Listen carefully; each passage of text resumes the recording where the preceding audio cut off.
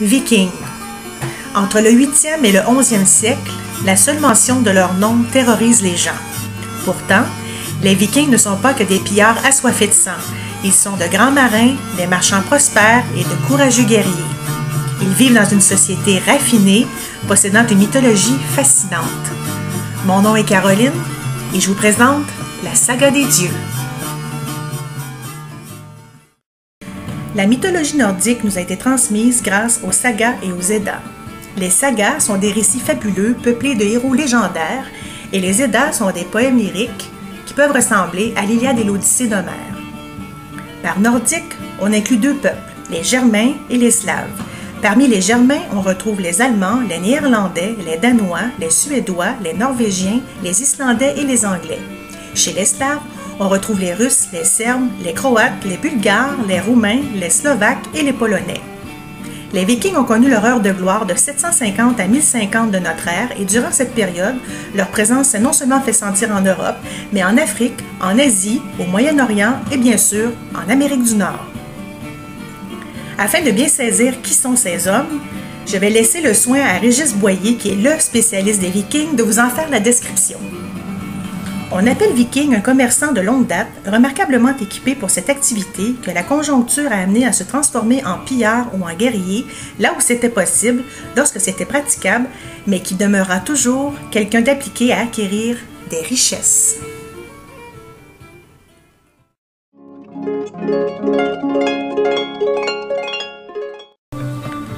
Pour les Vikings, l'univers comprend 9 mondes où habitent nains, géants, elfes et créatures de toutes sortes. La colonne vertébrale de ces mondes est un frêne toujours vert, l'arbre cosmique Yggdrasil.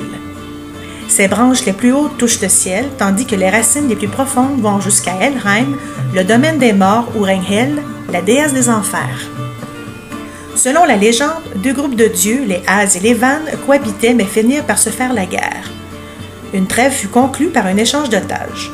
Les Vannes, les plus anciens, envoyèrent 3 dieux, tandis que les As échangèrent 2 dieux. Mais l'équilibre de cette paix demeure fragile.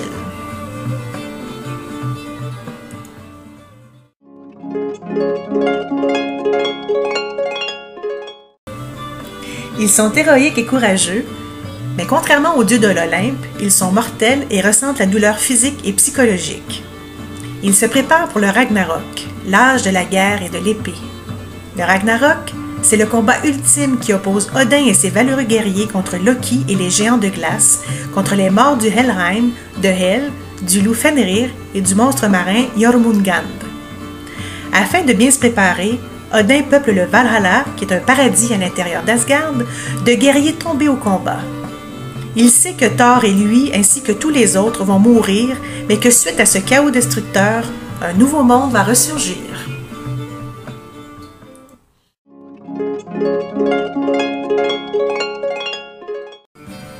Associé au savoir et à la guerre victorieuse, Odin est le père des dieux, le dieu suprême.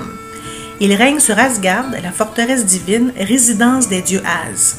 C'est un fin stratège qui peut vaincre par la ruse et éviter un combat, mais qui n'hésite pas à utiliser la force si nécessaire. Il est mystérieux, inquiétant, magicien et sage et peut être facilement reconnaissable puisqu'il est borgne.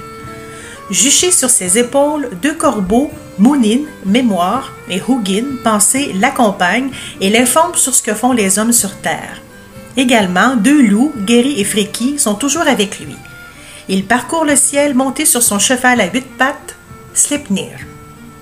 Pour obtenir la connaissance de toutes choses, Odin n'hésite pas à souffrir.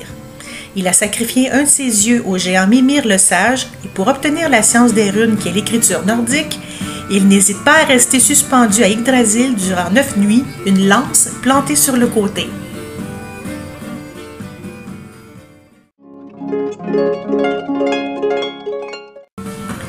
Fils d'Odin et d'une géante, Thor est l'un des principaux dieux de la mythologie nordique. C'est le dieu du tonnerre, de la destruction, de la guérison, et on l'associe aux chênes et à la fertilité. C'est le plus grand et le plus fort des dieux, aussi robuste que son père est sage. Son char, tiré par 2 boucs, provoque des sons de fracas et de tonnerre. Il a toujours à la main son marteau magique Mjolnir et il porte une ceinture qui augmente sa puissance. Il protège les hommes contre les géants et les petits démons de la forêt, contre le froid et la faim. Proche du tempérament humain, il est violent mais bienveillant. Thor est le dieu le plus populaire auprès du petit peuple et des paysans.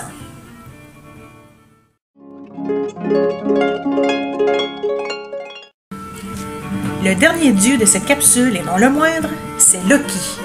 Et c'est tout un numéro. Dieu de la ruse, du mensonge et du feu, il est malicieux et malveillant. Il aime entraîner les dieux dans le danger et les pires difficultés, mais il réussit toujours à s'en sortir.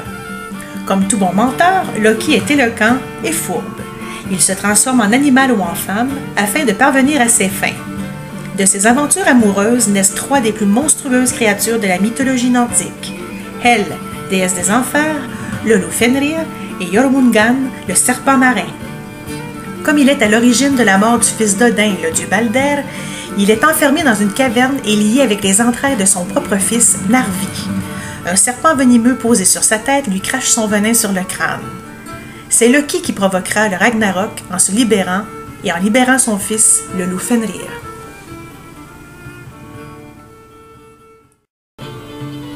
Et voilà, c'est ainsi que s'achève la première partie de la saga des dieux. J'espère que ça vous a plu. Lors de notre prochaine rencontre, nous verrons une autre triade, soit Freyr et sa sœur Freya et Balder, le fils assassiné. Merci et à la prochaine. Það skín á mig í gegnum trjágreinar, lít upp og lifna við, laufblöðin breytum lit. Við finnum mér vestur